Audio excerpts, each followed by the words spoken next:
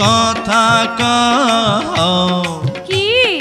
আমি কবে হইমু বাপ আমার কানে কইয়া দাও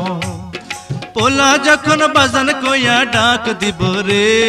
মনের সুখে আমি তখন পাগল হইমু রে ওগো স্বামী ক বিয়ার দুদিন হইল না কেন করছো পাগলামি তুমি কিছু নিয়ম কানুন মাইনা চলো আগে পোলা পানের মুখ দেখিতে ধৈর্য ধরন লাগে ওবো কথা কও কি আমি কবে হইমু বাপ আমার কানে কইয়া দাও